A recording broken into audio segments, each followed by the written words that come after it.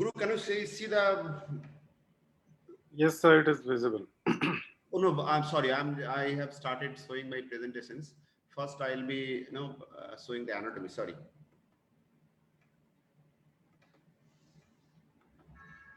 Okay, so you can see the two legs.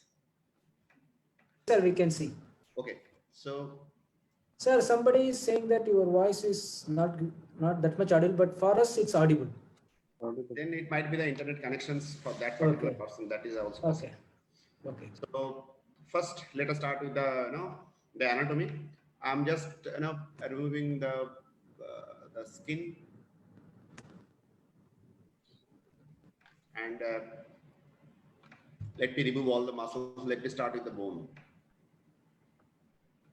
Okay, so this is basic. We all know that for the knee joint, we are having the femur from above, the tibia from below, patella in front. They are the three most important. Fibula is not directly contributing, but indirectly contributing. That is the fourth one. And there are lots of ligaments and bursa. First, I'll be telling the bursa, then I'll be coming into the ligaments, and then I'll be coming into the muscles, and then I'll be coming into the nerves. Again, let me just remind the presentation is only for covering the basic things. I'm not going into the very detailed, the finer, the real diagnosis. I'll not be covering. I'll be just trying to stick my presentations to the common things.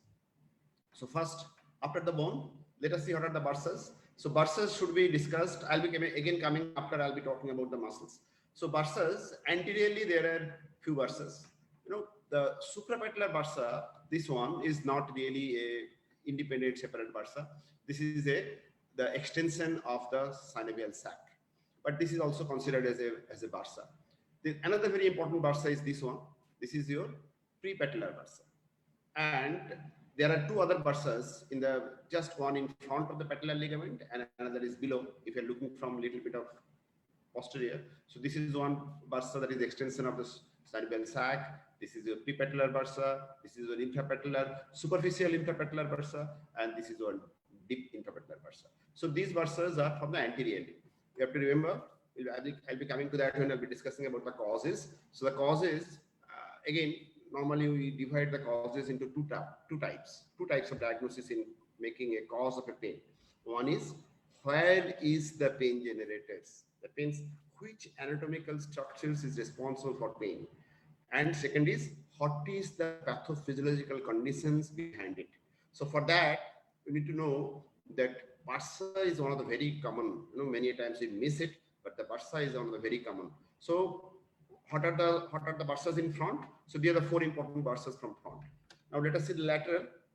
Lateral, there is only one bursa, that is your fibular bursa, this one. So then come to the posterior. Posterior, there are few bursas. All these are under the muscles. So these two bursa, this and this one, basically the gastrocnemius has two heads, the originating from here, the medial and the lateral condyles above that. So just below that, the gastrocnemius two head, there are two bursas. So posteriorly, there are the two bursa. This is one under the semimembranosus. So semimembranosus is one of the very important thick, hamstring muscles. So semimembranosus bursa is another bursa, and this is another. This is your popliteal bursa, subpopliteal bursa. So there is a thick muscle here. I'll be showing you the muscles right now. So this is another bursa. So these are the four bursas from posteriorly. So anteriorly there is four bursa. The suprapatellar, the prepatellar, the superficial intrapatellar, and the deep intrapatellar. And posteriorly again we are having the four bursa under the two heads of the gastrocnemius, two bursa. Then under the semimembranosus one, and under the popliteus muscles there is another, the fourth bursa. And on the medial side again another bursa, that is your again very important, that is your pes and seren bursa. So medial side one bursa, that is pes and seren bursa. Lateral side one bursa, fibular bursa. Anteriorly four, posteriorly four. So these are the four bursas. And again you have to remember that these bursas are very important in causes of the knee pain. And I'll be coming to the next important causes, the pain generators. These are the ligaments. Again, a lot of other finer ligaments are there. Again, I'll be concentrating on the common one. First one is the patellar ligament. Again, the patellar ligament is nothing but the extension of this is also called the patellar tendon also, extension of the quadriceps muscles. So they are from the patella, they are attached into the tibial tuberosity. So this patellar ligament is one of the very important. There are a few causes which can be involved, which causes of the back pain, sorry, knee pain, which can be involving the patellar ligament. Then laterally, we are having this ligament. What is this? Lateral collateral ligament. And this is one again anterolateral ligament. So again, this lateral collateral ligament again one of the very important things to be involved. If you're coming to the medial side, again we are having another medial collateral ligament, which can be also involved in the knee pain. Very important cause, lateral and the medial collateral ligament injuries are very common causes. Then two important ligaments which gives the stability. So this is not that common cause of the pain, but very important cause of the stability, that is your cruciate ligaments. So two cruciate ligaments, anterior cruciate ligaments and the posterior cruciate ligament. Anterior cruciate ligament, it starts from anteriorly. You can see both the cruciate ligaments here, and it is attached. This is on your anterior cruciate ligament. So anterior cruciate ligament, it starts from, you see, if you are looking from the front, so it is starting from the front, for the tibia and going into the lateral side of the medial side of the lateral condyle. So what is the most important function of the anterior cruciate ligament? That it prevents the anterior displacement of the tibia. So this is one of the very important ligament to give the stability. Again, as I was telling you, that here the primary symptoms is not pain. Pain will be there, but the primary symptoms will be the loss of stability. And another, which is not that common as the ACL or anterior cruciate ligament, that is your posterior cruciate ligament, and this is coming from posteriorly and going into the inner side of the medial condyle, and that prevents the posterior displacement of the tibia. So these are the few common ligaments. There are a few other ligaments. I'm not going into that part of the ligaments. So first we discussed about the bone, then we discussed about the bursa, next we discussed about the ligaments, and then I'll be coming to the muscles. Again, you have to remember that the muscle is also a very important cause of the knee pain. So there are lots of, the tendons, the tendinous attachment with the bone, and these muscles might be involved in the two types of pain. One is tendinopathies, and second is the myofascial pain, the trigger points. So they are the two important areas. Another way muscle is also involved, that is, it can cause the entrapment of some of the nerves passing by around the knee joint. So that is another way how the muscles can also be involved in knee pain. So let me put all the muscles, and then I'll be removing one by one, and I'll be discussing all the muscles. So very important, I'll not be going to discuss all the muscles, all original insertions. I'll be discussing just focusing mostly the muscles which are around the knee joint and which are involved in some kinds of pain. So first, very important is the quadriceps muscles. So the quadriceps means the four important muscles. So most superficial, what is this? This is your rectus femoris. This one is your rectus femoris. So if I'm removing it, so next, just immediately below this muscle is your vastus intermedius. So now the three muscles, vastus intermedius, then is your vastus lateralis and vastus medialis. So these three together, and superficial two is the rectus. So these four muscles are the quadriceps muscles. So these quadriceps muscles are ultimately forming the tendon and ligament. So this is your ultimately attached to the tibial tuberosity in the form of the patellar ligament. So these four muscles are important, and another four important muscle is your hamstring muscles. I'm coming to the posterior, then I'll be coming to the medial and the lateral. So the hamstring, so four quadriceps and four hamstrings. In the four hamstrings, from the lateral side, you are having two, that is your lateral side is your biceps femoris, short head and long head. This is your long head and this is your short head. So these two is coming from these two are the hamstring muscles coming from lateral side, posterolateral side.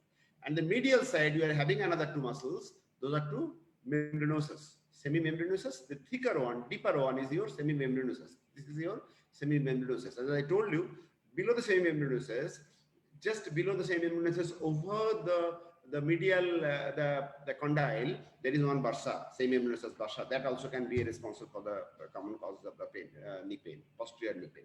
And this is your semitendinosus. So what are the four hamstring muscles then? Medial side, semimembranosus and semitendinosus. Remember, semimembranosus is more thick, semimembranosus is deep, semitendinosus is superficial. And lateral side, we are having the biceps femoris, short head and long head. So these are the four hamstring muscles. Now coming to the lateral side. So what is this muscle? Again, very important source of the lateral knee pain. So this is not muscle. This is the iliotibial tract. So tensor fascia lata is attached above, one of the important hip abductor. But the iliotibial tract also, you have to remember, that is one of the common causes of the lateral knee pain. So this is the iliotibial tract. So laterally, the laterally or posterolaterally, whatever you should say, is the biceps. So the biceps femoris, long head, short head, and your iliotibial tract. Keeping in mind that this is not really a muscle, so this is the fibrous bands where the tensor fascia lata muscles is getting attached, and this tensor fascia lata is one of the very important hip abductor.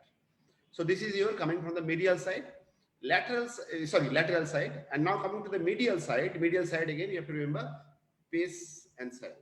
So under these three tendons, so the most important, let me make it more medial. So like this. So three tendon together. So most superficial one is your sartorius. So first is your sartorius, and let me remove the sartorius, and then comes your gracilis,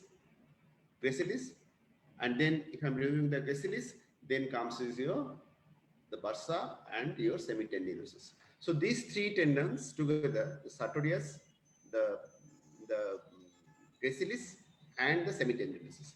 Semimembranosus, you see, it is attached a little bit more proximal, more proximal.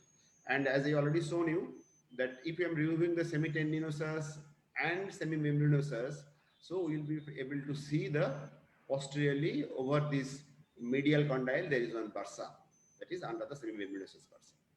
So let me remove all the muscles and so see the other bursas behind it. So let me remove the gastrocnemius. So these are the two heads of the gastrocnemius. And as I told you, if we remove these two, we'll be able to see the two important bursa under these two head. And this muscle is your plantaris muscle. Sorry. So this long plantaris muscles, and this one is your pectineus. So if you're removing the popliteus muscles, then you'll be getting the subpopliteal bursa under the popliteus muscles. So the four bursa posteriorly, what we told again, let us repeat. The two bursa under the two head of the gastrocnemius, one under the popliteus muscle, subpopliteal bursa, one under the semimembranosus, that is the same. These are the four bursas from the posteriorly, anteriorly four, and medially one, and laterally one. So with these muscles, I'll be just quickly going into the nerves, vessels. I'm removing it. Let me show you the nerves, and let me remove the muscles also. So what we have to remember, the three important nerves are passing around the the knee joint, and all of them give some important branch, articular branch in the form of the genicular nerves. So very important part is the saphenous nerves. So, because saphenous nerves is one which supplying the medial and the inferior and the anterior part.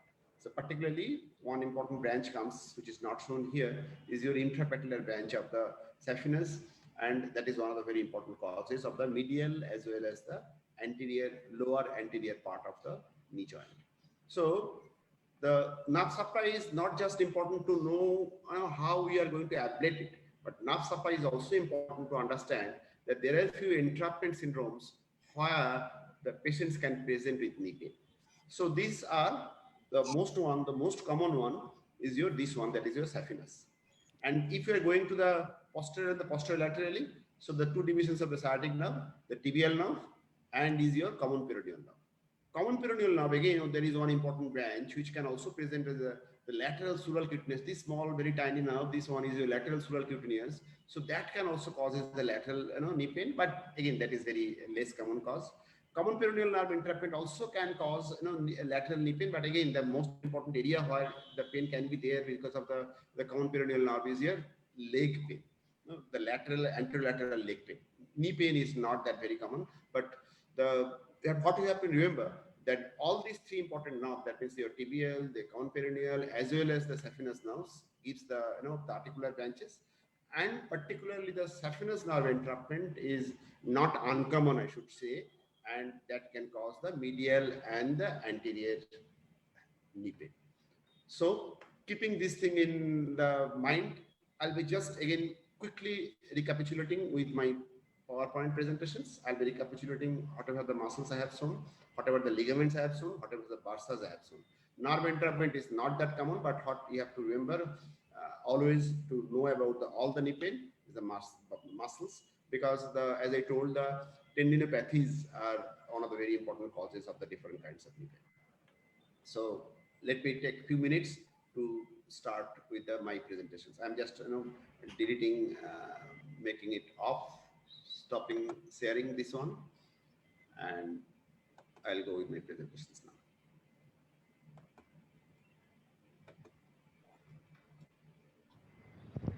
Guru, can you see the presentation? Yes, sir, it is visible.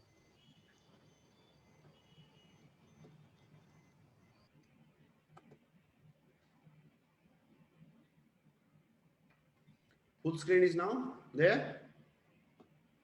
Yes, sir. Sir. Okay, so the bones, the bursas already have, the four important bursa, two head gastrocnemius, this is under the same membranes. This is your popliteus, and this is a little bit seen, that is the pes incident bursa. One from laterally, that is your the fibular bursa, another from medially, that is your pes incident. And anteriorly, we discussed about the one prepatellar, two interpatellar, and one the suprapatellar. So the muscles already discussed. Again, just for quick recapitulation, because the tendinopathy is what I told you. So the four quadriceps muscles, this is your rectus, and below this is your vastus intermedius. Then the medial and lateral, the vastus muscles, quadriceps. And this is your, as I told you, this is not muscle, this is iliotibial tract laterally, but again, one of the very common iliotibial band syndrome is one of the important cause of the lateral knee pain. And there you can see faintly about the biceps femoris, two heads of the biceps femoris, that is from the lateral side muscle. The medial side muscles, again the pes and seven, three, superficial most is your sartorius, just below is your gracilis, and below that is your the semitendinosus, and one thick, that is your semimembranosus. So four hamstring muscles, again just to recapitulate, four hamstring muscles is your biceps, two heads of the biceps from laterally, semimembranosus and semitendinosus from medially. And we have to again remember that tendinopathies of these muscles are important causes of knee pain. So the ligaments, medial collateral ligament, lateral collateral ligament, and the anterior cruciate and the posterior cruciate. See, these four ligaments must be remembered. But along with that, this the retiniculum. This is again very important, because many times when you do the ultrasound guided knee injection, you have to pierce this the medial the patellar retiniculum, and we have to go through that. So these are the different other kinds of the ligaments. But four ligaments you have to remember: the medial collateral, lateral collateral, and two cruciate ligaments.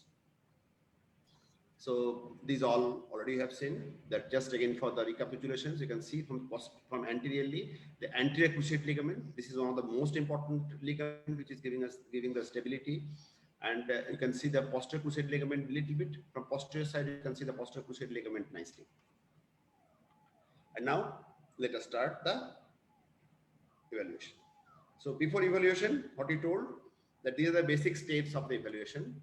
So for the basic steps of the evaluation, just for this is not just for the knee pain, this is for any pain, but for the recapitulation of the very important things, common things is always good and never harm. And that is the reason why I am just recapitulating the steps of clinical evaluation. So before starting an evaluation, as I told you, a detective must be knowing who are the possible culprits. So we must be knowing the causes of the pain. And the causes of the pain should be understood under two headings. One is, where is the pain generated? That means which anatomical structure is the pain generated? Like here we discussed, it can be bone, it can be ligaments, it can be fascia, it can be muscles, it can be cartilage, it can be meniscus and cartilage, sometimes, we confuse, make it confusion. So the meniscus is a fibrocartilaginous structures, but the articular cartilage is different, which is covering the, the patella, the fibula, and the tibia, the all. So the articular cartilage and the meniscus can be the source of the pain, the muscles, and last is your nerve entrapment. Nerve entrapment, earlier books, nerve entrapment, very few words are written, but nowadays nerve entrapment is coming as a big way to understand the causes of any area. Like in the shoulder pain, you must be knowing the nerve entrapments also for as the cause of the shoulder pain. So same way here also. So as I told you, if you're remembering only one nerve entrapment, that's a pure saphenous nerve entrapment. So the causes of the pain, as per the pain generators as well as the pathophysiology. Pathophysiology, as I told you, the common pathophysiology is like whether it is a degenerative conditions, whether it is a, the inflammatory conditions, whether it is a traumatic conditions, whether it is an infective conditions, whether it is a, the malignancy. So these are the all different kinds of, the pathophysiological conditions which converts a normal anatomical structures into a painful structures. So first is remembering the cause. Second is, out of these causes, which causes can be the very dangerous? We call it red flags. So we have to remember the causes, we have to remember the red flags, and then we should be coming in the general history. Again, history is very, very, very, very important for any kind of pain evaluation, because history gives us the maximum clue, even more clues than the clinical examinations part.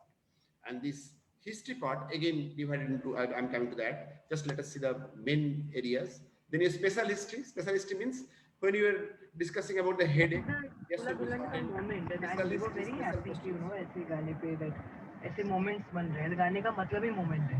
तो college के उस पे हम moment बना लेते हैं और शादियों पे वो खुद ही बना लेते हैं. और आपने mute. So the in the special history, we should be asking some specific question related with some particular, that area. That means the special history for headache and special history for the knee pain should be different. So I'll be coming about the knee pain. What are the special questions that we should be asking?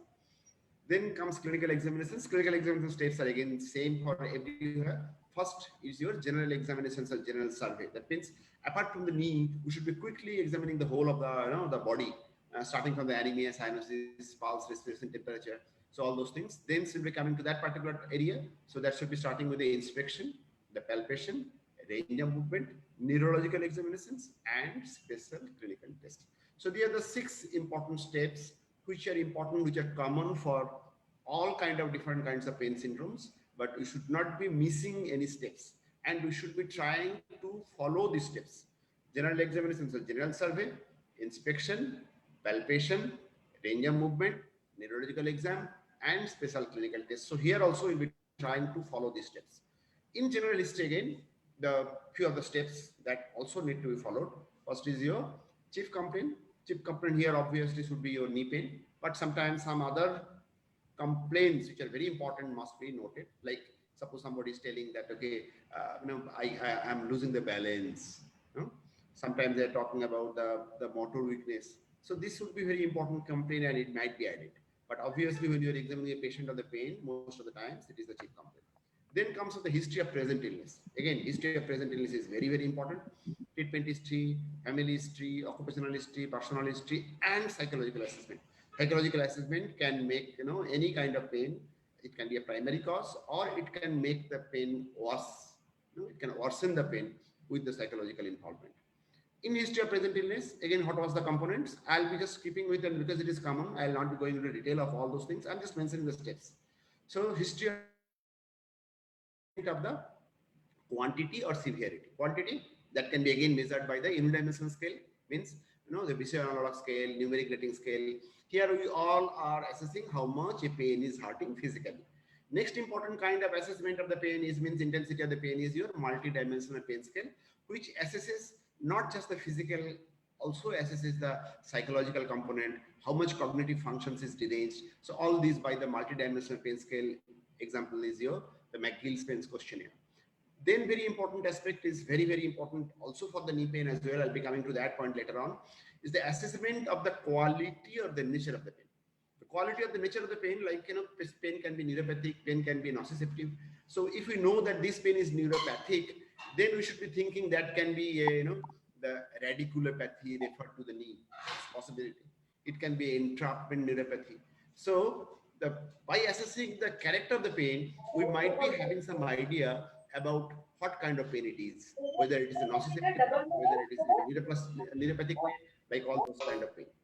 Next important is in the history of the present illness is the mode of onset, the location, duration, chronicity. So all these are important. I'm not going into the detail of all those things, and this is common for all kind of pain: shoulder pain, knee pain, back pain, leg pain. So these steps are very important, and to be pain physicians, you must be taking sufficient time to elaborate all these different kinds of history. So keeping those in mind, please, somebody's microphone is not muted. Can you please all mute your microphone? Okay. So the causes of the knee pain, again, as I told you, that what are the pathological conditions? It can be trauma, degenerative inflammations, tumor, infection, all these are the pathological process. And second important structure is where is the pain generated? The bone, muscles, tendons, ligaments, all these things I have discussed. I'll be just now coming focusing on this, and I'll be very quickly, briefly elaborating, the things when I'll be discussing about the pain. So knee pain can be, as I told you, it can be divided into the pain generators. Like this slide is important. Like pain generators means starting from the bone, starting from the bursa, the ligaments, all those things. Same way, it can be, for the ease of our understanding, we can divide it into anterior knee pain, medial knee pain, lateral knee pain, and posterior knee pain. So just I'll be quickly going and little bit of few words about each of these conditions. So anterior knee pain, again, the different kinds of arthritis. It can be inflammatory arthritis, right? Rheumatoid arthritis. It can be spondyloarthritis. So knee pain can be both inflammatory arthritis, can be both rheumatoid arthritis as well as the spondyloarthritis. So it can be osteoarthritis as well. They can present with all anterior knee pain. Then is your bursitis. Already I've discussed there are 4 important bursas there anteriorly. Jumper's knee or patellar tendinosis. So what is it? So patellar tendon is from patella to the tibial tuberosity. So this is patellar ligament. So this patellar ligament are also called the patellar tendon. So sometimes because of the overuse, particularly in the athletes or some others, when there is overuse, so that can cause some, by the name you can understand somebody is jumping using this tendon. So there can be some tendinopathies, and that can cause the knee pain, anterior knee pain. Second important thing is the quadriceps tendons or the muscles, but that means the tendinous part, including the patellar fractures or the quadriceps tendon part in muscles part.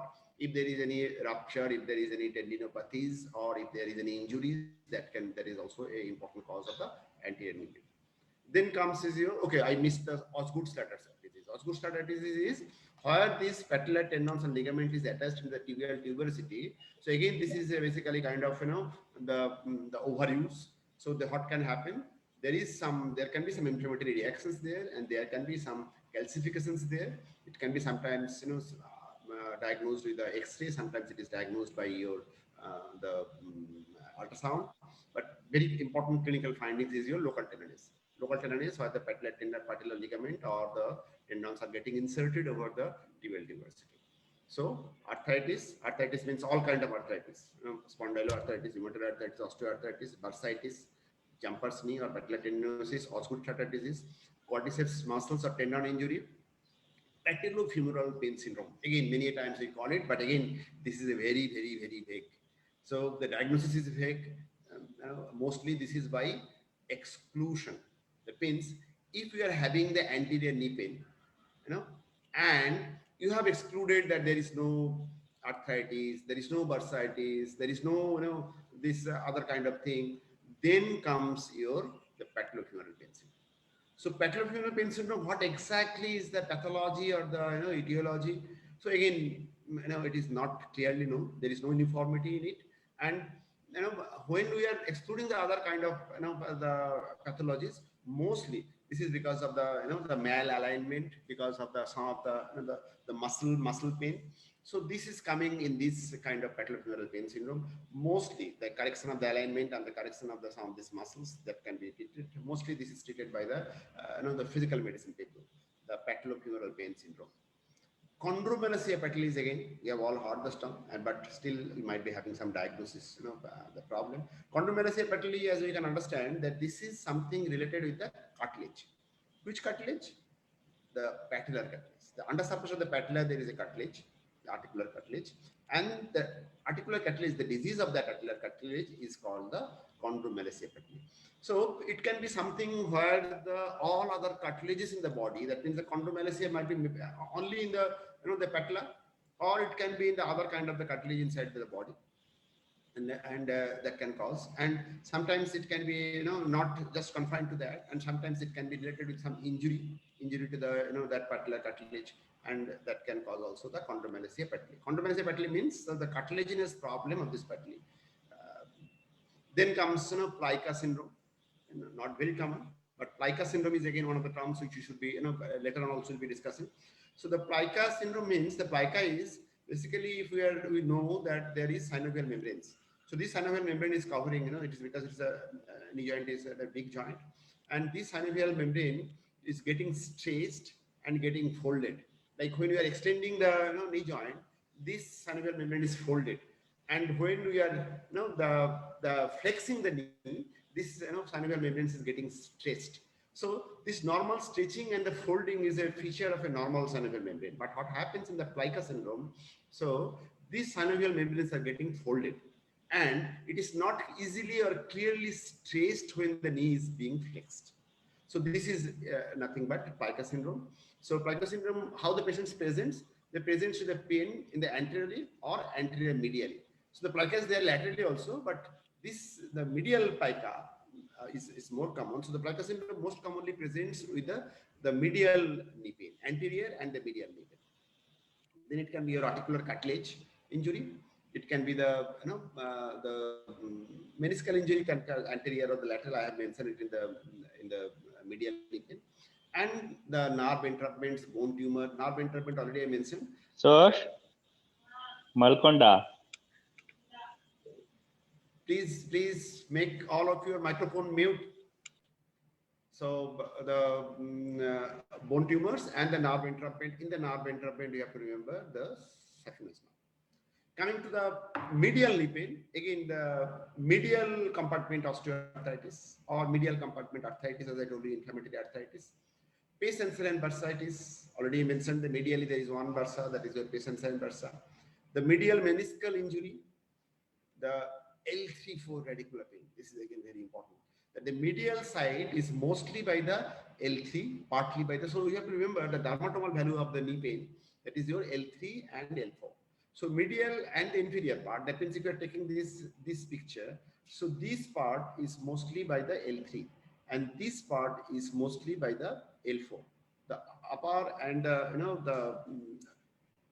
sorry, I told you the lateral part, this part, the lateral and the inferior part is by the L4, and this part is the L3. Upper and the medial part is by the L3.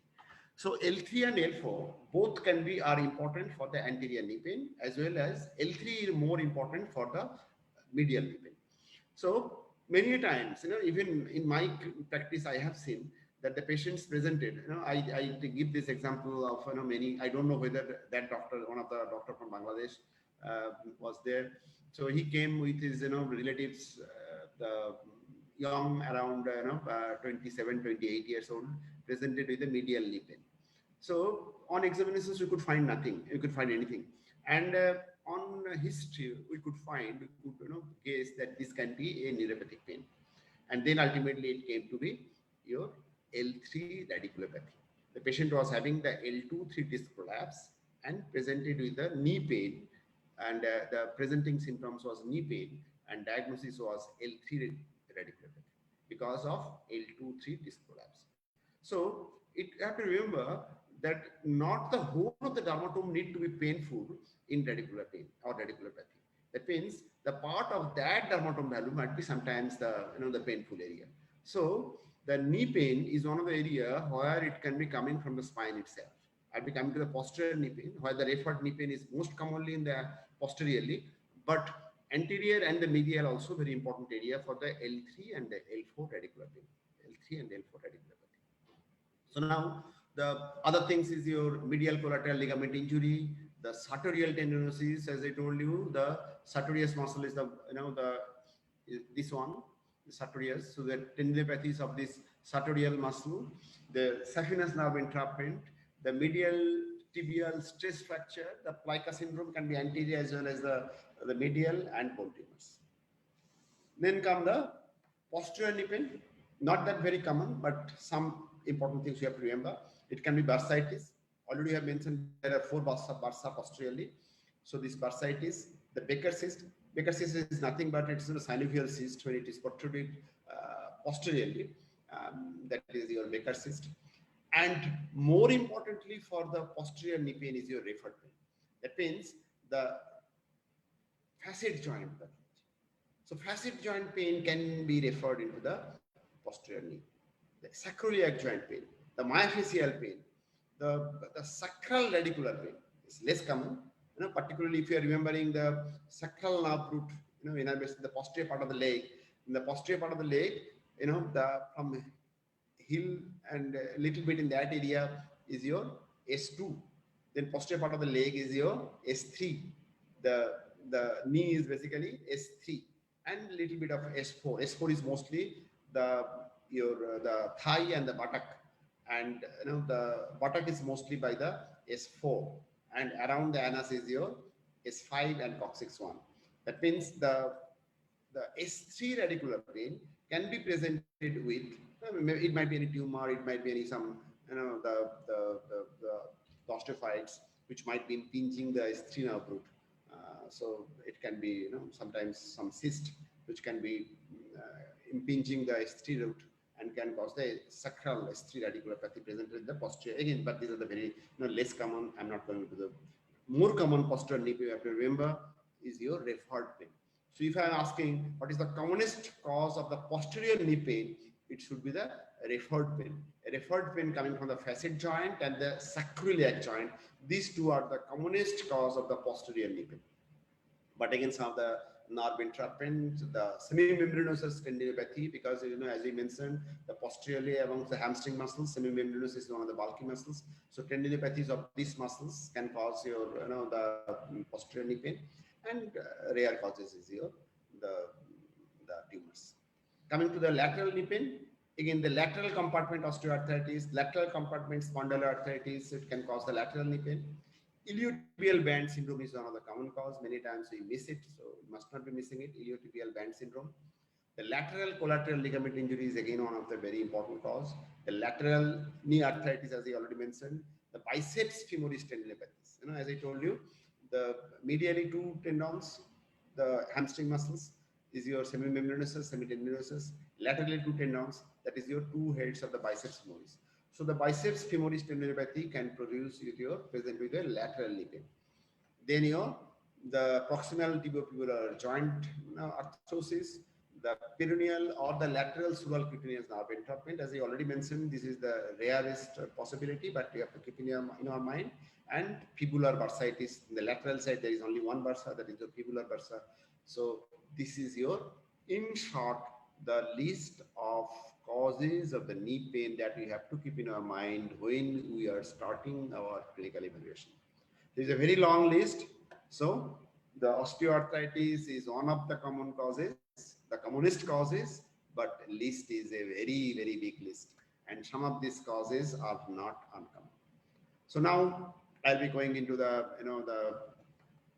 red flags. So red flags by the history, like red flags in the back, red flags in the shoulder, in the leg are almost similar. That means if there is any major trauma, not minor trauma, major trauma, if you're suspecting tumor, if you're suspecting fracture, if you're suspecting infection, the septic arthritis is a red flag. or the sometimes the major tear of the tendons or the ligament, like quadriceps, the rupture of the quadriceps muscles in the tendons is a red flag. And how to, the doubt it, if we are having, the history of major trauma, all those things. But some other histories are, if it is an acute onset, if it is a monoarticular, only one joint is involved.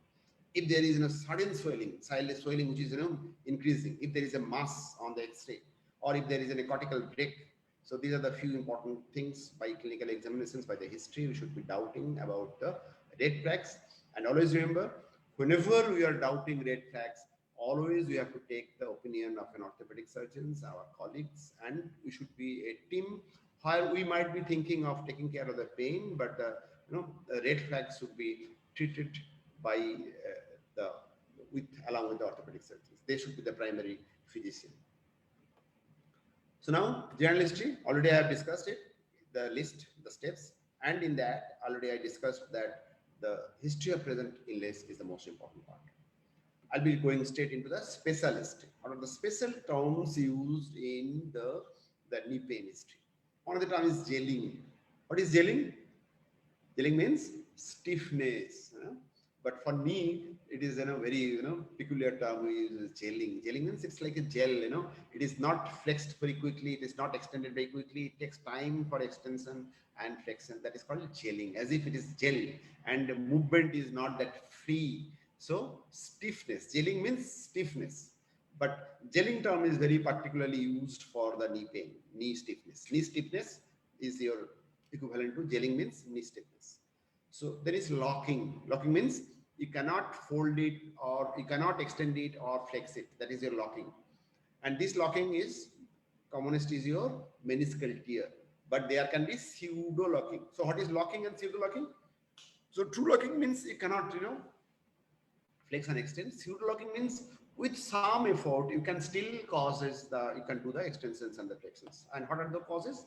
One of these is a crystal arthropathy. Crystal arthropathy might be presented with a very severe pain, so severe pain that the patient cannot move, flex or extend the.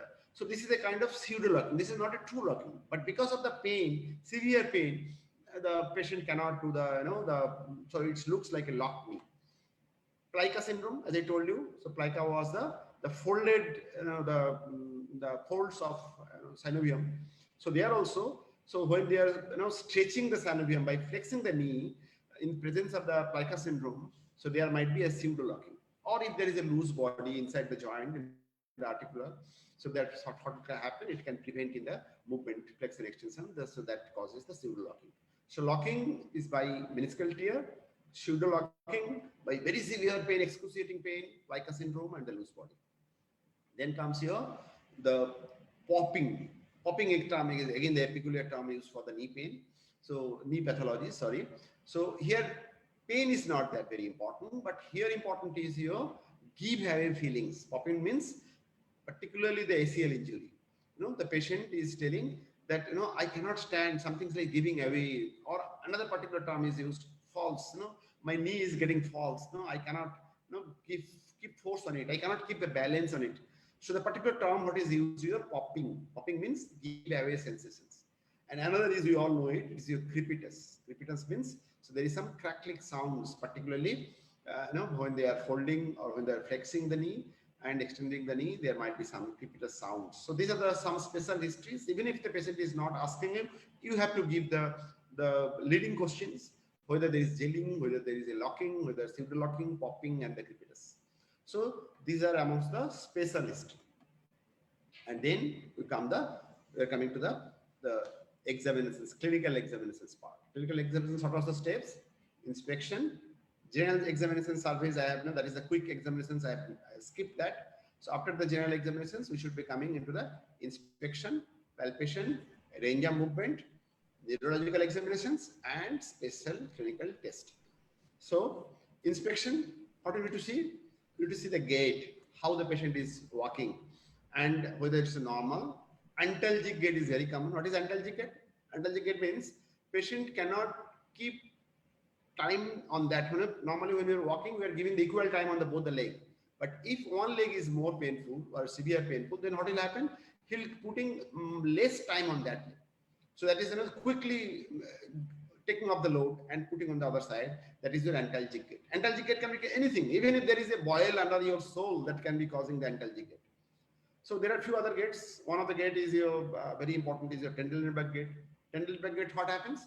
In the Trendelenburg gaits, so if the patient tries to take the normal side off, suppose, so when you are having the balance, the pelvis, both the side of the pelvis is keeping the horizontal. Whenever you are lifting the one side of the leg, even then our pelvis is keeping straight. How?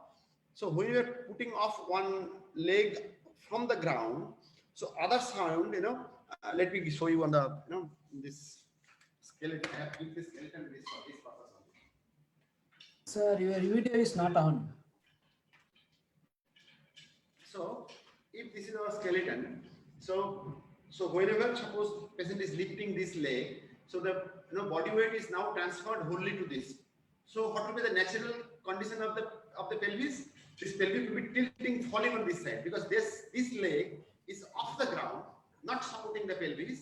So That's sir. What should happen? That's sir. Sir, your video is off. Sorry. Hmm.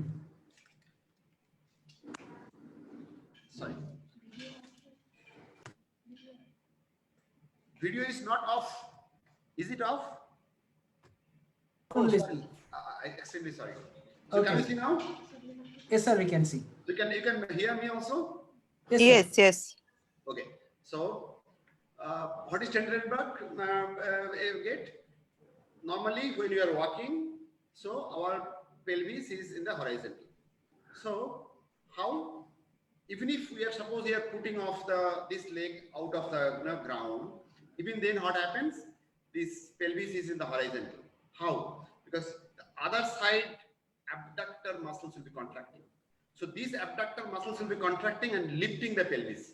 So this, if you are lifting this leg out of the ground, so natural tendency should be this side will be falling down.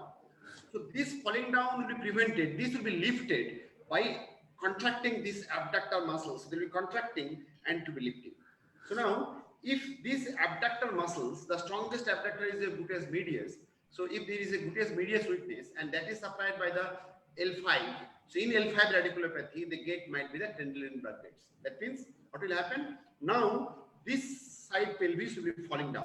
So when this leg will be, the lifted, pathology is on the other side. This side is pathology. This side gluteus medius oblique.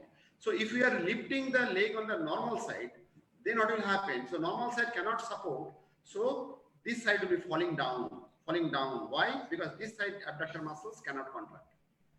So that is your Trendelenburg gaits. Okay, coming down to the inspection. Inspection gait is important. Then comes alignment. Alignment means again whether the knee is normal. The two important alignment what you need to remember is your varus deformity and valgus deformity. What is varus deformity? That means two knees away. So it is like a bowing, two knees. That is your varus deformity. Varus deformity is more common because the medial cartilage ligament, the injury, medial cartilage loss of the height, that is more common. So the varus deformity is more common. So in the varus deformity, what happens? The two knees are going away. That is your varus deformity. And in valgus deformity, that is locked knee. That means two knee will be coming together. That is the valgus deformity. This varus stress, valgus stress also will be talking. What is varus stress? So if you are putting a force from the medial side to keep the two, to keep the knee away from the midline, that is your varus stress. And what is your valgus stress? Valgus stress means we are trying to lock it. So you are putting the force from the lateral side of the knee and trying to keep the two knee together. That is your valgus stress. So this will be coming again later on. So the alignment is important. Then comes is your, very obviously whether there is any swelling, if there is any effusion, the akymosis, if there is any trauma history, if there is a muscle atrophy is very important. Muscle atrophy can be because of the two reasons. One is that is more common, that is your DC. Very common in any knee pain, chronic knee pain. Patient is not using that, and you can see that the patient, particularly the quadriceps muscles are weak. And sometimes it is because of a lower motor neuron lesions. Particularly if there is, please, some of your sounds are coming. If you can mute all of your sound. Sir, I will muting all, and then please you unmute yourself, sir. Okay, okay.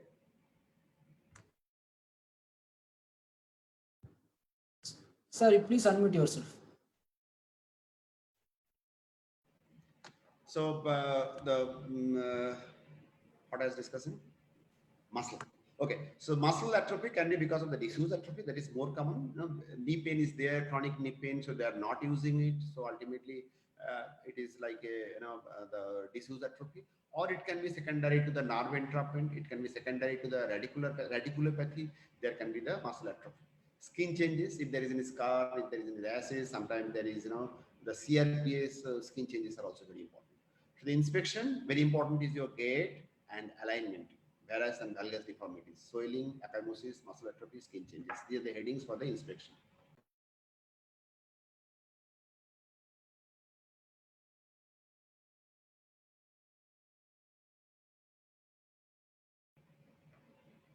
In the palpation, if we have to see any swelling, then swelling should be palpated. We should be palpating along the joint line, whether the joint line tenderness is there.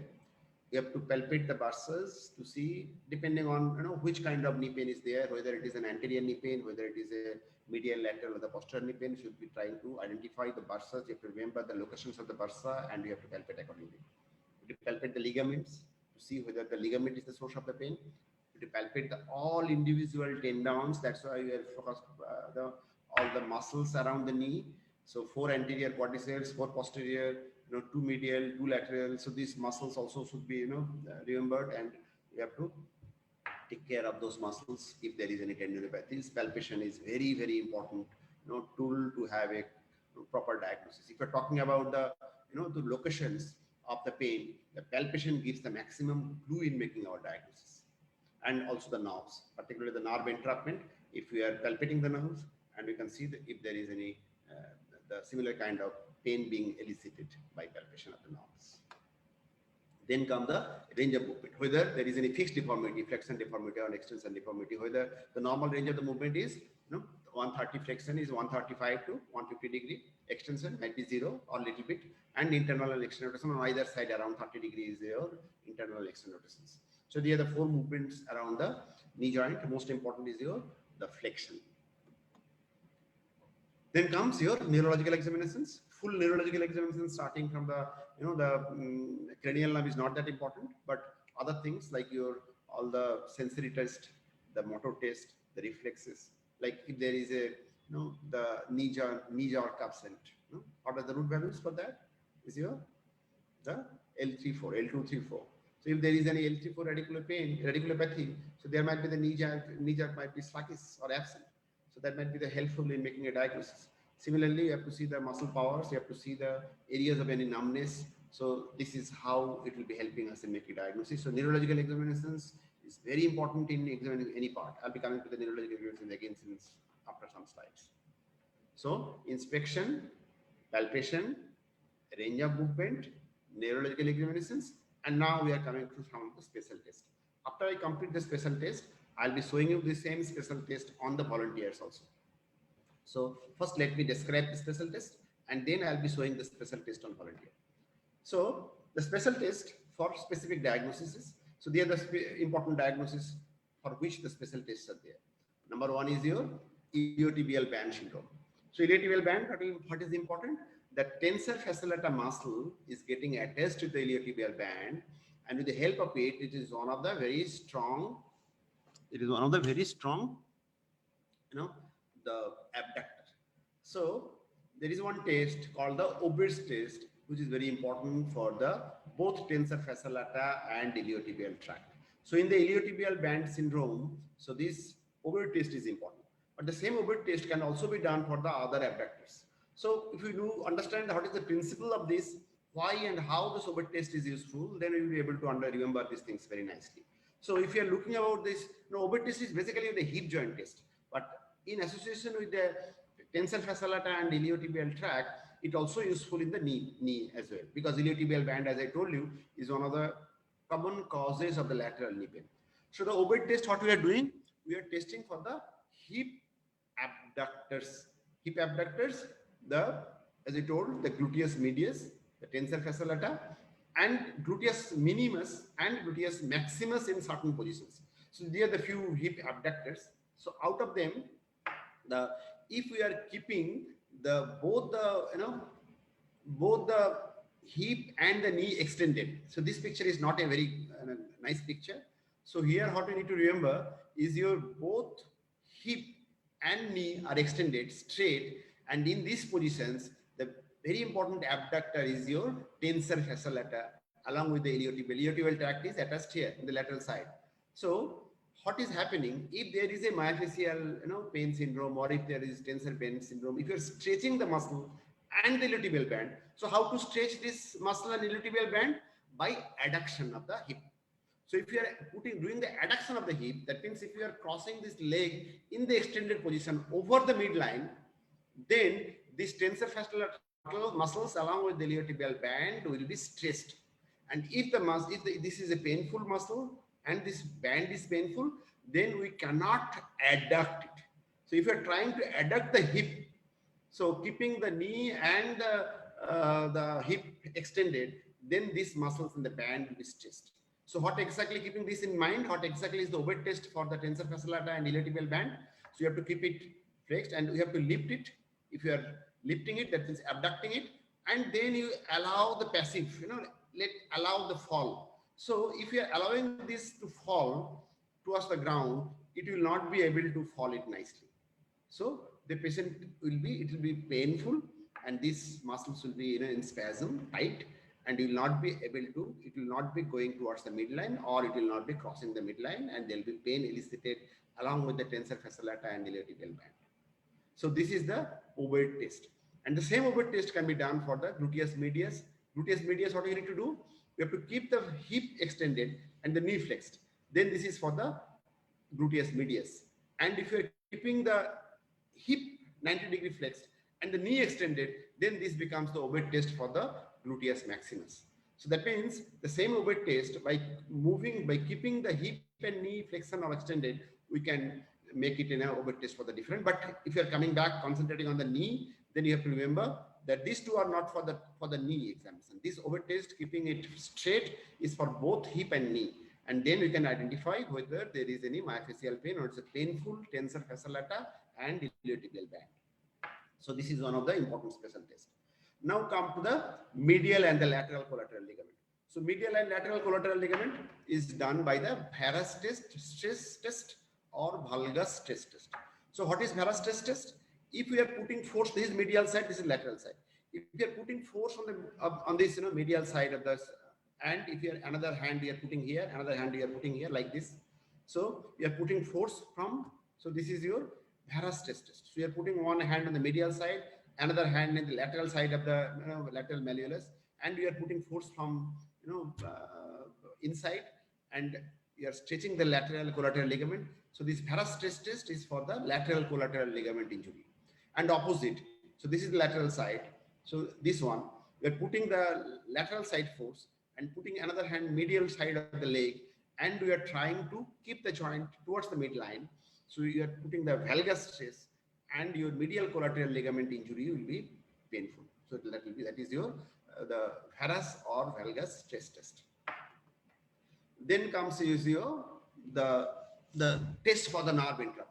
So looking just by this picture, what is a very important part is the saphenous nerve. As I told you, many other nerve entrapment, particularly the femoral or the lateral supracutaneous, but forget the common peroneal also, forget those things. Remember only one, that is your saphenous. So for the saphenous, so this color is for the saphenous. So for the saphenous, important thing we should remember that the saphenous nerve is a branch of the femoral nerve, and it passes through the adductor canal. So how this adductor canal is formed? The roof of the adductor canal is formed by the sartorius muscle.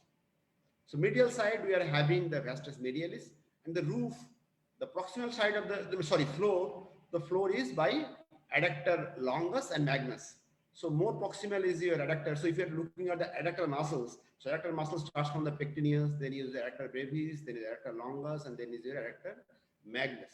So adductor longus and adductor magnus, they form the floor of the adductor canal. Adductor canal, how it is situated? In the inner side of the thigh, in the middle part of the thigh. adductor canal ends around 4-finger width above the medial condyle. So if you're palpating the medial condyle, if you put your 4 fingers and if you are trying to palpate there, saphenous nerve entrapment, that is one of the common site for the saphenous nerve entrapment. So that is where from the adductor canal is ending and the saphenous nerve is coming out of the adductor canal. That is where the most common site for the saphenous nerve entrapment. So what are the tests for this saphenous nerve entrapment? Very important is the history. By history, you'll be knowing whether the pain is neuropathic. That means there might be, the the paresthesia, the tingling sensation, the burning sensations. On examinations, what you'll be getting? Touching will be painful. Any other nerve entrapment, one of the very important symptoms is the allodynia, tactile allodynia. If you're touching it, or if your patient will be telling when the clothes are coming on that particular surface, it's very painful. So allodynia is one of the very important signs for the nerve entrapment syndrome. So same for the saphenous nerve entrapment. So the pain will be neuropathic pain. The tinel signs, what is tinel signs? If you are percussing over the nerve, like where to percuss here, 4 finger width above the medial condyle.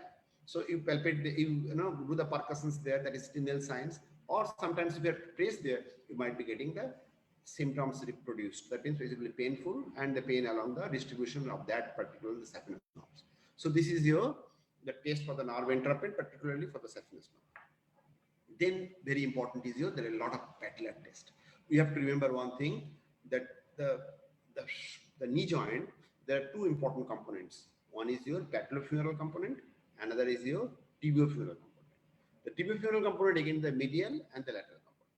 But many times we forget that the patellofemoral compartment is also a part of the knee joint. So the patellofemoral component, the patellofemoral arthritis and many other tests are there to understand that whether the pain is coming from this joint, patellofemoral joint. And for this, we are having this list of very simple tests. Don't get afraid that so many tests for this. All these are very simple. I'm just showing you the photographs with the one is your patellar tracking. What is that patellar tracking? Just simple. Ask the patient to lie supine and ask the patient to contract the quadriceps muscles. What will happen to the patella if you're contracting the quadriceps muscles?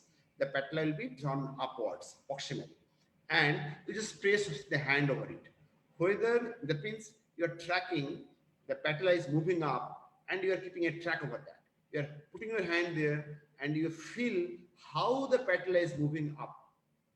Means ask the patient to relax the quadriceps muscles, then contract the quadriceps muscles. When the contracting, patella is drawn up and you put your hand over the patella and feel how it is tracking up. Is there any crepitation sounds is there? So in the patellofemoral osteoarthritis, there might be crepitus in this, that is called patellar tracking. Next is your Q angle or quadriceps angle. What is it? So you have to draw an imaginary line to the middle of the patella, the center of the patella, up to the anterosuperior spine. So you draw a line like this and draw another line. So again, the midpoint of the patella and another point over the middle of the tibial tuberosity. So this line is, the vertically up and this line is like this. So this angle is called Q angle. So this Q angle should be in a normal person should be less than 15 degrees. If this Q angle is more than that, what will happen? That means you are drawing on this quadriceps muscles is contracting. You are pulling it laterally. That means the lateral dislocation of the patella is common if somebody is congenitally have more than 15 degree of Q angle. So in patellar dislocations, lateral dislocations, so Q angle measurement is important. Then comes your subluxation test, patellar subluxation test. So what we are doing, holding the patella like this with your index and the thumb, index finger and thumb, and you try to mobilize it laterally and medially. In the dislocations, you can easily displace it from the positions towards laterally, like this picture, and that is called is your subluxation test. So you can sublux it and again bring it back to your original position. That is your patellar subluxation test. Then is your ballotability test. Ballotability is whether the patella is floating or not. So how to do that? This is important when there is effusion. If there is the effusion inside this the joint, the synovium, cerebral sac, So that can be pushed down. As I told you, the suprapatellar pouch, suprapatellar bursa is basically the extension of, the extension of this, and you can squeeze it with your hand, with your, this can squeeze it, the suprapatellar part, fluid accumulation. So what will happen? The patella will be starts floating, and that is called ballotability or ballotment of the patella. So if the effusion is quite significant, then the patella will start floating. That is called ballotable patella. So how to understand the ballotability? So with your other finger, so with your dominant finger, the dominant hand, you push it, or even you can push it over the non-dominant hand, and then with your finger, index finger and the thumb, you just press the patella and try to understand whether it is off the femur or not. So normally what happens? It is, it is over the patella, over the femur. But when the ballotable patella means it starts floating, so we are putting it, you can understand that it is floating from the, the articular surface of the femur. So that is your ballotability test, and this can clinically help you to assess what is the degree of effusion. And there is a 4 grades, clinical grades of effusions, grade 1, 2, 3, 4. So ballotable patella is your grade 3, and whether it is very much, tense, that is your grade 4. Next is your patellar tilt test. Patellar tilt test, what is it? You first lift it, lift the patella, like shown in the picture. Lift the patella, and then you tilt it. Particularly put a force towards the medial side. So what will happen in a normal person? You can tilt it. Lifting it and tilt is possible in the normal persons. But when there is a patellofemoral arthritis, this will be very painful, extremely painful, or might not be possible. That is your patellar tilt test. Then comes patellar grind test. So what is patellar grind test? So you are grinding the patella, above and below or sidewise, and ask the patient to contract the quadriceps. So what is the difference between the quadriceps, the patellar tracking and patellar grind test? They are similar. So patellar grind test, you are holding it and you are trying to move the patella, but the patellar, this patellar grind test and patellar tracking test is you are just not doing anything. You are just putting your hand over the patella and you are trying to feel is there any crepitations or not. That is your patellar tracking. Whereas patellar grind is you are trying to move the patella in a contracted quadriceps. So contracted quadriceps means patella is pulled up, and in that position you are trying to the grind it over the condylar surface. So these are all patellar test. Important is, as I told you, the patellofemoral compartment when it is painful, like as I told you, it can be patellofemoral osteoarthritis, it can be chondromalacia patelli, it can be some other conditions, or it can be a important source of the pain. Then comes your ligaments and menisci. So as I told you, the ligaments, anterior cruciate ligament and posterior cruciate ligament. Apart from that, 2 other medial and lateral collateral ligament already we have discussed about the varus and the valgus test. For the cruciate ligaments, there are few tests for the anterior cruciate and the posterior cruciate ligament. Anterior cruciate ligament, what it is normally doing? So it is from the anterior margin of the tibia and going to the lateral condyle, inner surface of the lateral condyle, and it is preventing the anterior displacement. So if there is a rupture, injury, what will happen? You will be able to pull it out. So you can anteriorly displace it. And that is your anterior triad test. Very important is this degree should be 90 degrees. And you'll be fixing it, sitting over, here, like this. This is not the right one. You have ideally, you should fix it. You have to fix this or ask the patient to put the pressure on the table so that this is not displaced. And you have to move it. Few millimeter is normal. If it is more than 5 to 8 millimeter, that is abnormal. If there is a laxity, so based on that, there is a degrees of the the injury. Another very important is your latchment test. That is also for the anterior cruciate ligament. What is the difference here? Almost same. Only difference here is, you see, this angle is not 90 degrees. It is more than that. So this angle is around 20 to 30 degrees. And you are here. You see, here you are holding is here. You are holding it with both the hand, and you are anteriorly posteriorly pulling it. Here, what we are doing, we are doing hand. See, we are doing it one hand. We are putting the thumb over the tibial tuberosity, and this angle is more, and we are holding the other hand to fix the thigh, and then you are trying to pull up. You are drawing it anteriorly. So that is also your Latchman test, almost similar to that of the anterior droit test. And then is your pivot shift test. So what is pivot shift test? So what we are doing here, that we are keeping the patient is lying, supine. We are keeping the lifting the leg, and we are extending the knee joint. We are putting one hand on the lateral side to do a valgus stress. We are putting it from the laterally, and what we are doing, we are laterally rotating this valgus stress and the flexing it gradually. So what will happen? There will be some giveaway sensations. That means there will be some popping, as I told you. There will be some popping, a giveaway feelings, and that will be around 30 degree. That is your called pivot shift test, and it is having more specificity and sensitivity than the droit test and the Latchman test. That means the pivot shift test is better than the droit test or the Latchman test.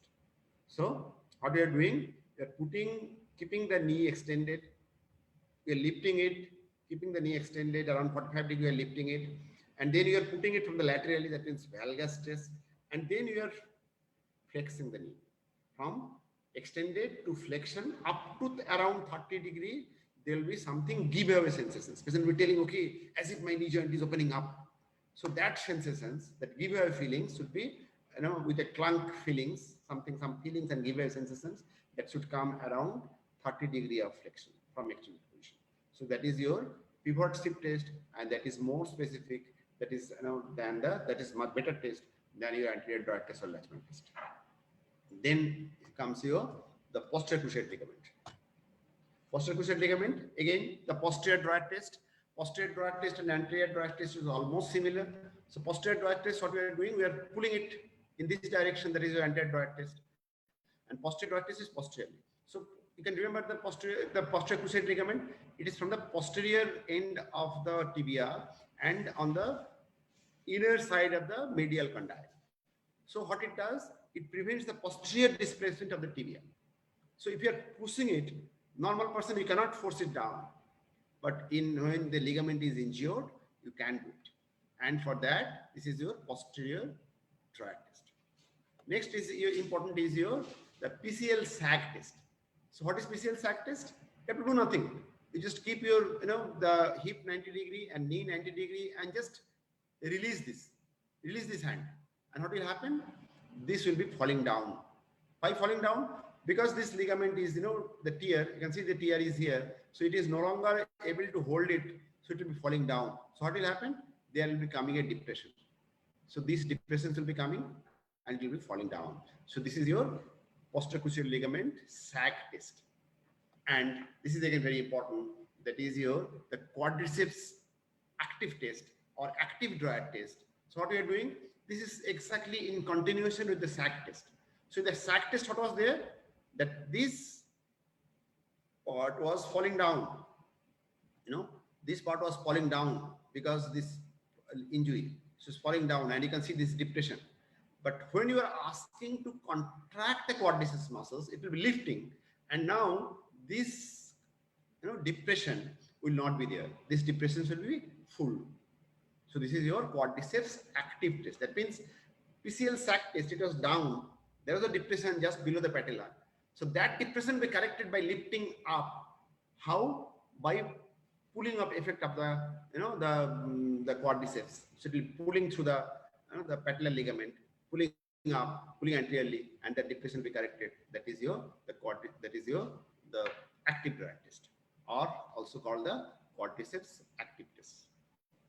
Now the test for the meniscal injury. So meniscal injury, again, there are three important tests. One is your McMurray's test. So again, McMurray's test is one of the more commonly done tests, but still McMurray's test, the specificity and sensitivity is much less.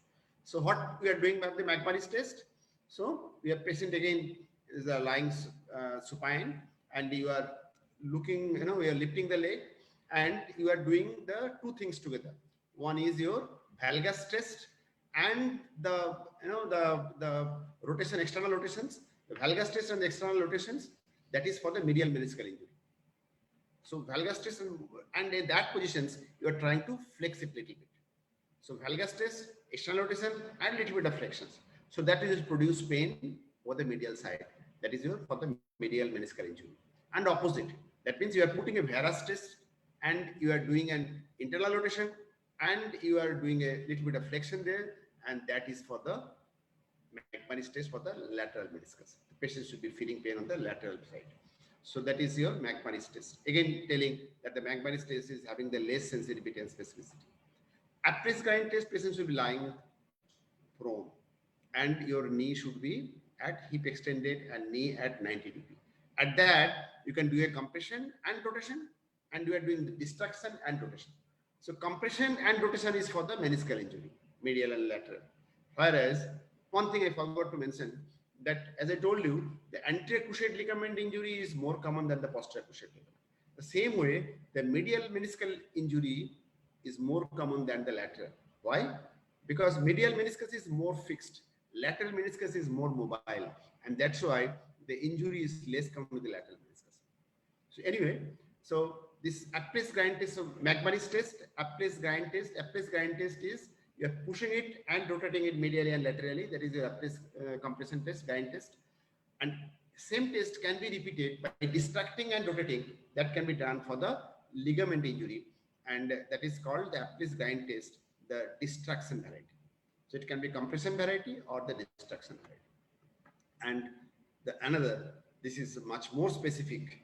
So if you are asking one test to do for the the meniscal injury, should be your Thessalis test. So what is that? So patient should be standing on the injured leg. So if the leg is injured on the right side, the patient should be like here, the left. So the left side, and the non-affected side should be lifted up.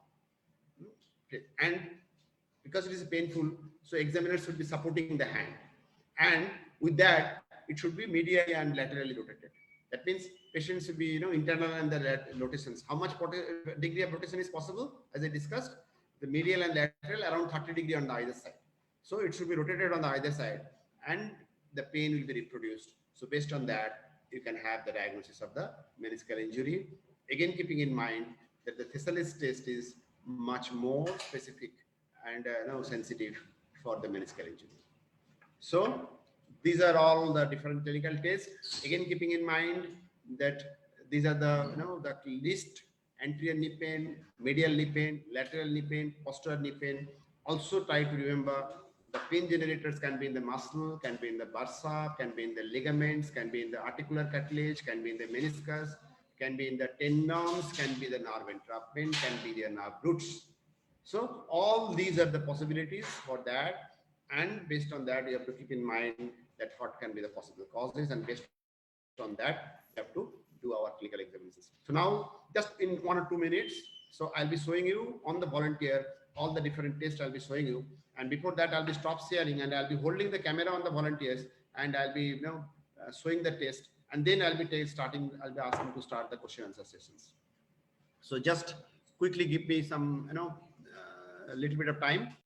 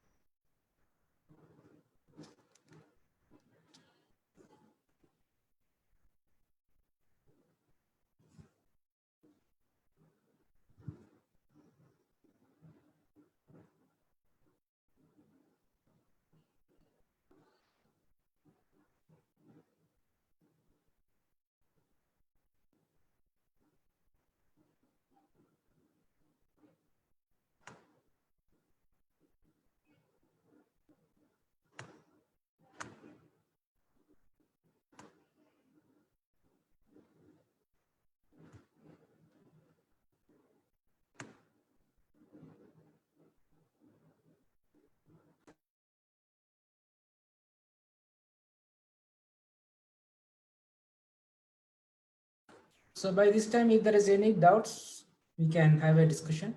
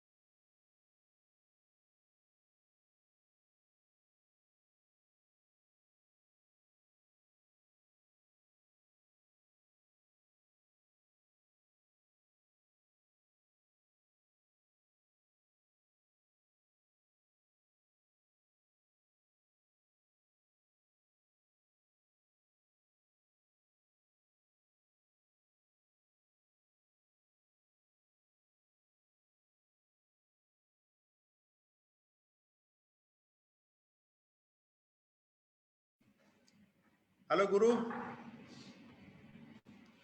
Sir. Can you see me? Not it, sir. Okay. Now?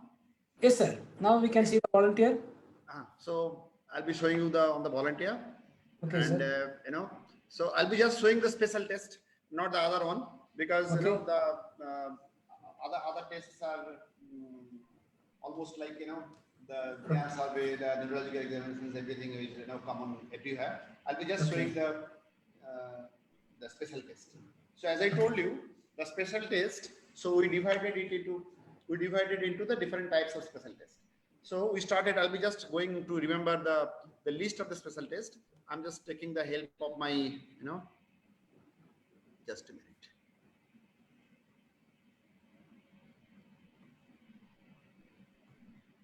Just to keep in track with the orders. So orders was first we discussed about the Ober test. So that was for the iliotibial band syndrome. So iliotibial tract is where the tensor fascia lata is inserted, and this is one of the abductor when the hip and knee are extended. So what we'll do here,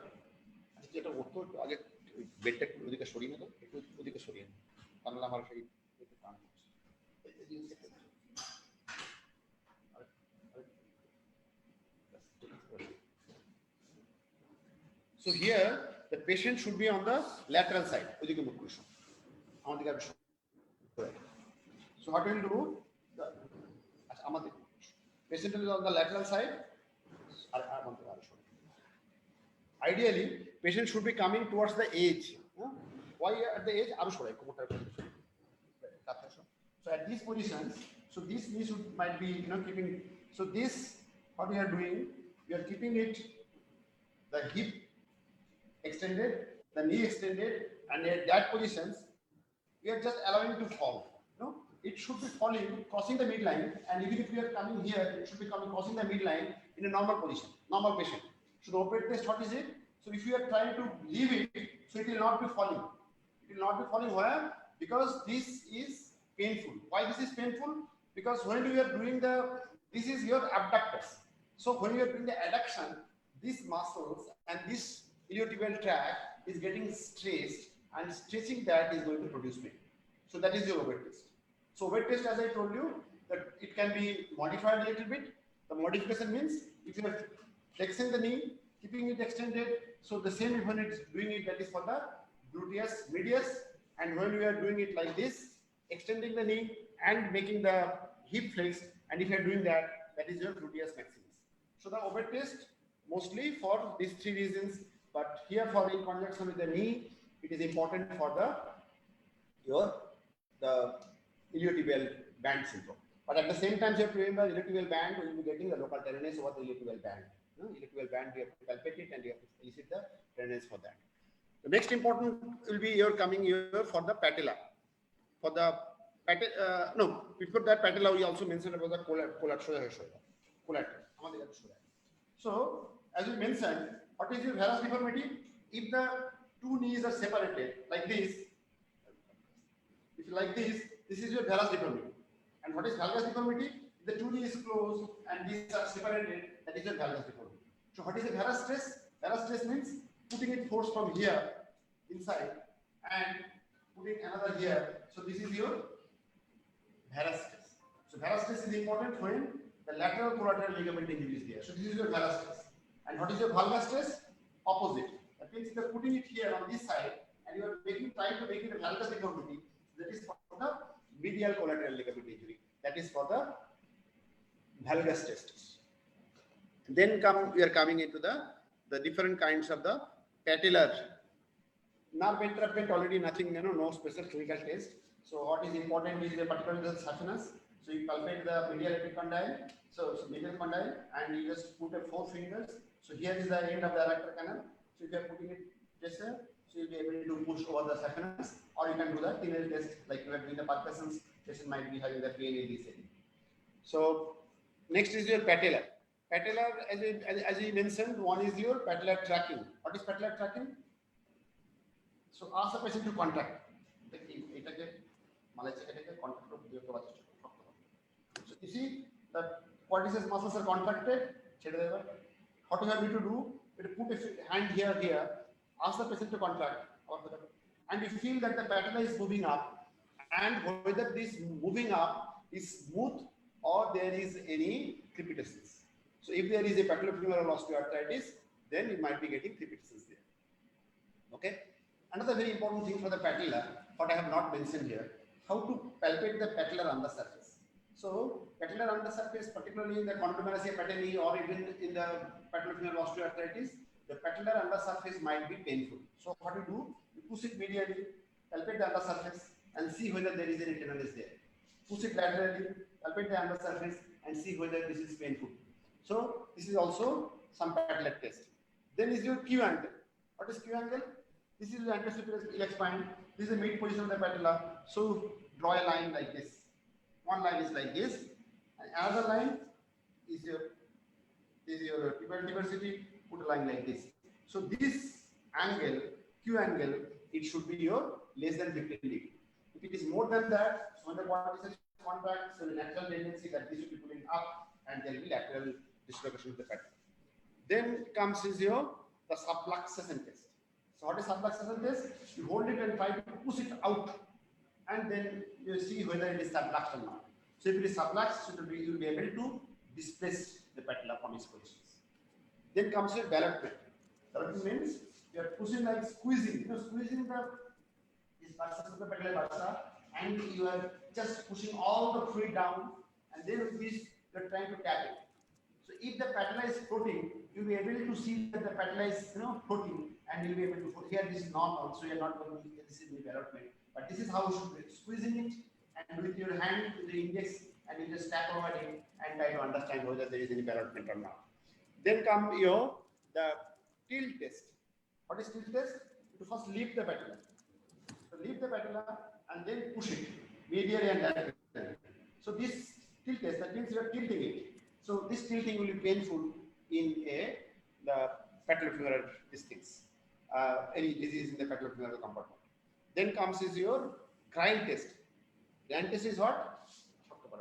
So again they are pulling it, and in these positions you are trying to move the patella. The normal you will be able to grind it, but in a painful you cannot do it. So these are all patellar tests. What are those? One is tracking.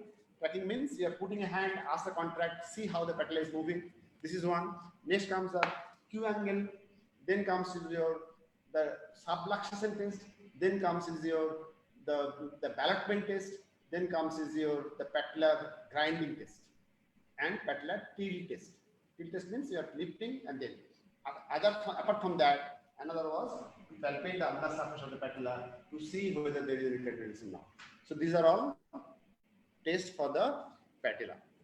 Then we will be coming into so all these are the patellar test. Then we are coming into the drag test.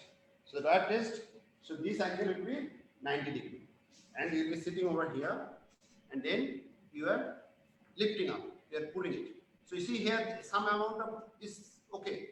So you see here I am able to lift little bit up. I can draw it little bit. So how much? 5 to 8 millimeter is normal. If it is more than that, then ACL. So this is your anterior drag test. Then another was latchment test. What is that? So here it is almost similar, but here I'm not doing like this. I'm doing like this, and I'm holding another hand here. But this angle should be like this. So here I'm holding it. This angle should be around 20 degree. This is more than 90 degree. One hand here, another hand here, and again you can try it like this. So this is more than 90 degree, and at that, this is your latchment test. Again I'm putting anteriorly and trying. So this is your latchment test. Then comes the pivot shift test. As I told you, the pivot shift test is the most specific. What you need to do? You have to put a valgus test. You have to push it from lateral side, and you try to flex it from the extended position, putting a valgus test. So when you are around 30 degree, then there will be some click sound and some giveaway feelings. That is your ACL injury. So these are all ACL tests. One is anterior drawer, another is Latchman, another is pivot seat test. Then comes is your posterior cruciate ligament. Posterior cruciate ligament, again, was the drawer test, posterior drawer test, so you are pushing down. So again, this seat is there. Next is your PCL sag. PCL sag means if you are keeping like this, so this, if you are putting like this, and so what will happen? This will be falling down, and you'll be able to see a dictation. So if you are keeping like this, and you can see the dictation, and now asked to contract. So what is that? This is an active quadriceps active test. So now the dictation what was there because of this sagging down of this tibia. So now it will be lift up because it is pulling. So this is your quadriceps active test. So this is for the ACL and the PCL, and then comes is your the McMurray test. For the meniscal injuries.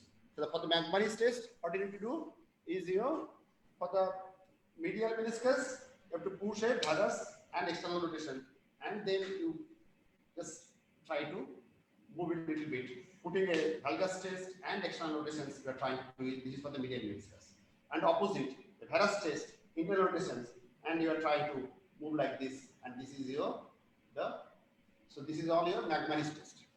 Then comes is your operation. Then comes is the up-press grind test. So up-press grind test is two.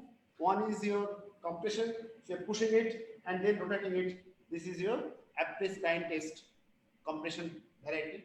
And another is your destruction variety. For the destruction variety, you have to put it here and you lift it, and again you are moving it laterally. So this is for the ligament injury, and this is for the meniscal injury. And then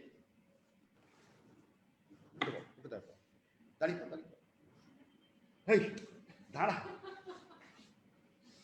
so this is your Fascia test. So what will happen if the patient is okay? So the affected patient should be asked to stand on the affected side, and will be holding it because it is painful. So you have to hold it, and with that. So 30 degree on that side, 30 degree on this side. This is your more specific Fascia test. This is for your meniscal injury. As I told you, the McMurray test and your the up-press grind test. This test is little bit better. So just give me another few minutes time. I'll be just going back to my original positions, and we can start the discussions.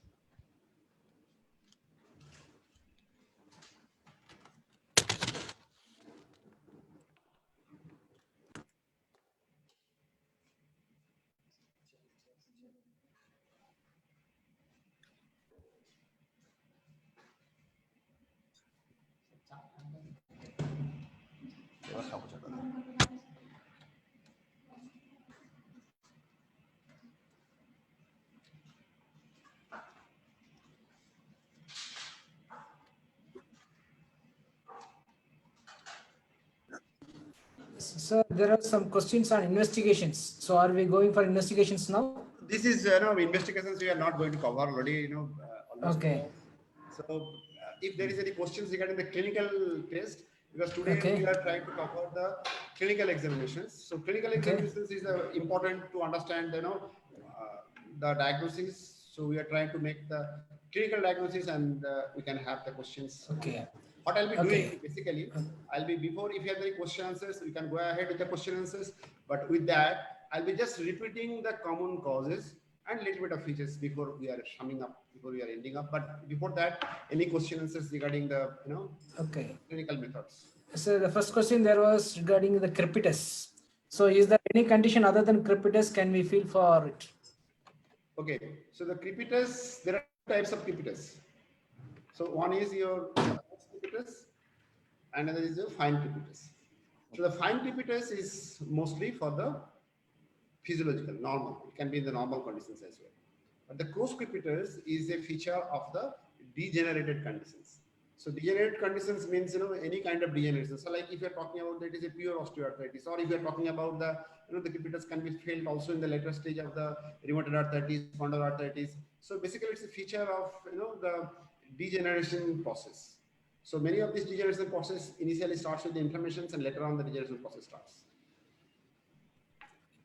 So the next question was, if a patient is having a neuropathic joint, means Charcot joint, so Right. what about the special test in those patients? Is it reliable or it won't be reliable? So again, if the patient don't have any nerve supply for that, so the test which is involving the the pain will not be reliable. Suppose right now we was discussing few tests like Droid test. So there is whether it is a Charcot joint or not, anterior Droid test or posterior Droid test is not at all relevant. If you are talking about the Ober's test, so it is not relevant because their patient is not able to pull it down because of the muscle spasm. But suppose if you are thinking of the something where the pain is important, so in those tests, this test might not be relevant in that. That means where we are seeing the integrity of a structure. So there the Charcot joint or not, that is not making any difference. But where the pain is important features, we are trying to elicit the pain out of that particular clinical test. So that clinical test is not going to be giving any value in when it is a Charcot joint. So the next question, sir. Can you can you able to hear me and see me? Yes, sir. Okay. So the next question was how to assess a medial tibial stress fracture, which is very common in osteoporosis, or it can be a traumatic. So they are asking about how to assess a medial tibial stress fracture. Again, as I told you, one very important things when I was discussing that the palpation is one of the very important things. Palpation, percussions. So the one important area is the history. While exile is the pain. Whether you are getting some tenderness, you are getting some pain on the particularly any bony pain. The pain on the percussion is another very important signs. So if you are having these kind of things and we are ruling out the other possibilities, so then we have to go for the investigations and that can be giving us the clue. So the last question, sir, what about the role of investigations with knee pain? Yeah. Investigation is obviously important. So if you are talking about final confirmation of the diagnosis, so confirmation of the diagnosis will be coming with the investigations. And one of the very important investigations, which is not beyond the scope of today's discussion, was the USG.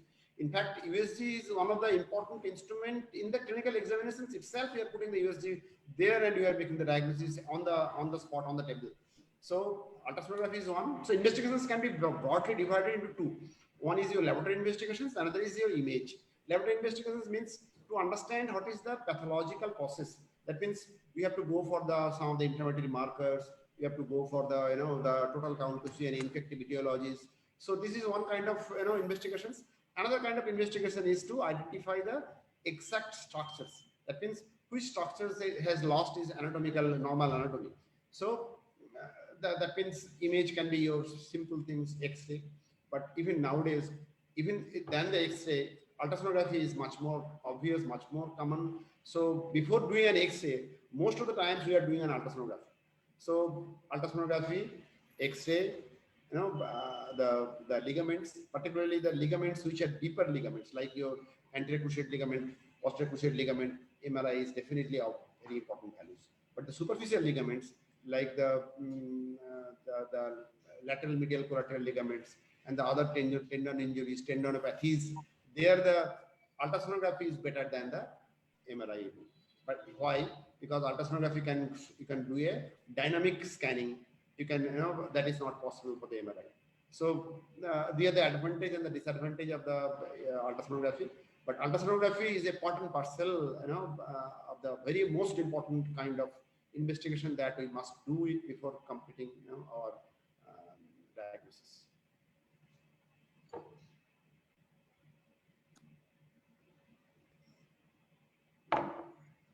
Any other questions, Guru? Yes, so there is one question. How to differentiate sartorius, semitendinosus, and tendinitis from medial joint line tenderness? The last question. Sartorius?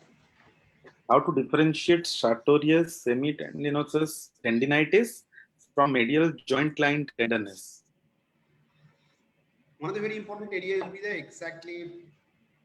I'm talking about the clinical part. I'm not talking about the ultrasonography and the other important things. So the important thing will be the medial joint line tenderness. You can palpate the joint line nicely. So you can, if you are looking about the the sartorius, or the other two, gracilis and the same semitendinous, semi-tendinous. These all four are very close to the medial side. So what you can do is by the movement, particularly if we are flexing the knee joint, all these tendons comes a little bit posteriorly and the joint line comes a little bit anteriorly, so that you can follow the joint line and you can palpate the joint line and you can differentiate clinically about exact location of the tendon, of the tendons, whether it is over the tendons or whether it is over the joint line. Particularly flexion is going to help. Now, this is regarding the treatment again. Is the genicular nerve block advisable in OA knee? Okay, this is this is not the platform to answer this question. So we might be having another sessions on it. What are the different treatment options? But this question is already obvious. Genicular knee ablation is one of the very the recommended procedures, even recommended by the US FDA. But the thing is, earlier we used to do it under the CM guidance, Pro, and nowadays the better results with the ultrasounds. So, but there is no question about its effectivity. This is one of the already proved procedure for the osteoarthritis knee. But this platform is not for this discussions. Today we are actually trying to make the clinical evaluation, clinical test, clinical examinations part. The next question is the knee X-ray mandatory to make diagnosis of osteoarthritis? Or the other one is again the same for diagnosis of OA X-ray versus MRI. It's almost similar question. You see, the MRI is not one of the common investigations for the OA knee, because OA knee can be diagnosed clinically as well as by the X-ray, as well as by the ultrasonography. So there are the few tools which can very clearly tells the osteoarthritis, and also very clearly tells about the degree of the osteoarthritis. So MRI is not mandatory, but it's an optional. It depends on your patients. If you are going to think the knee joint replacement, so MRI should be done. But otherwise, if you are thinking of doing some the prolotherapy, PRP injections, so their MRI is not mandatory. In fact, if you are asking my practice, I am not doing MRI most often. Very rarely. My indications for the MRI for the knee pain is when I am thinking of the cruciate ligament injuries. So there I am going to go for a, and another important indication is when the patient is younger and when we are not having a very clear-cut diagnosis, then also we are going to do an MRI, both MRI of the knee as well as the referred pain coming, as I already told. One of the very important area of the knee pain is your spine. So the spine area must be evaluated with the MRI to have some ideas about how much, whether this pain is coming from the referred pain from the spine or not.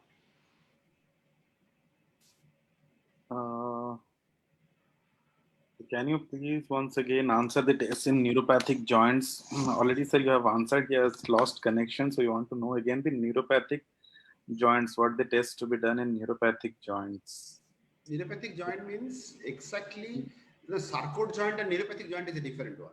Neuropathic pain, the diagnosis should be by clinical features. Clinical features means whether the characters of the pain is neuropathic or not. Like whether the patient is having the burning sensations, the tingling sensations, whether the patient is having the allodynia, whether the patient is having the electric shock-like things. So these are the all features. And the best way to use some tools, like the pain detect tool is there, DN4 tool is there. So some kind of tool to be used to understand whether the pain is neuropathic or not.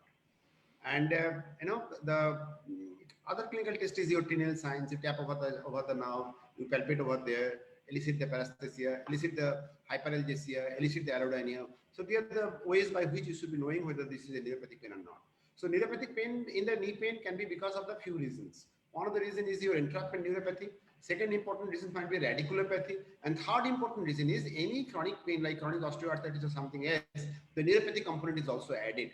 Many times it was, at the beginning, it was nociceptive pain, just for the non-neural structure damage.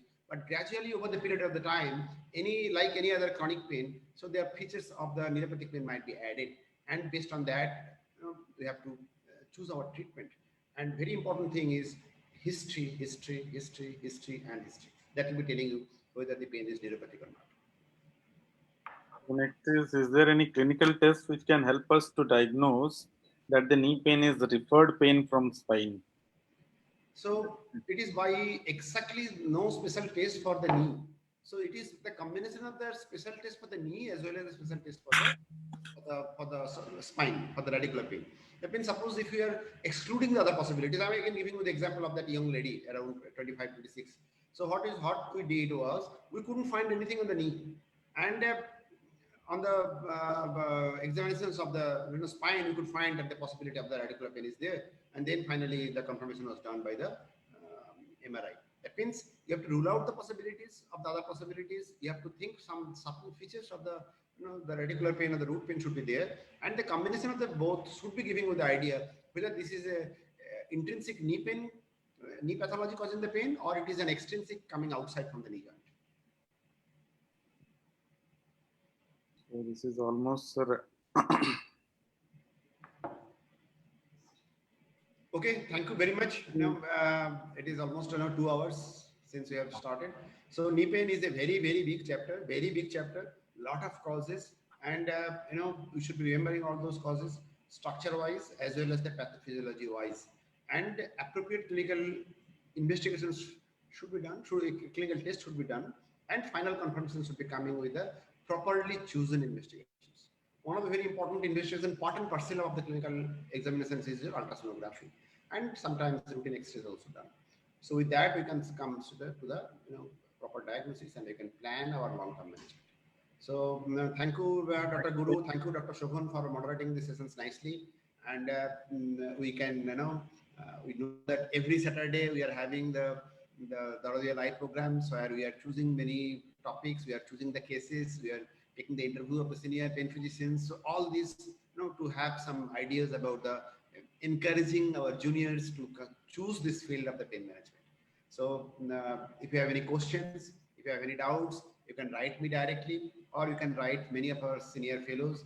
Also, you can put your questions in your Darodia WhatsApp group, where many seniors will be answering and trying to resolve your queries. So thank you very much. Thank you very much, Guru, and thank you very much so Thank much you, for sir. joining us. And thank you all for this wonderful meeting. Thank you, sir. Thank you all. Thank you. Thank you so much.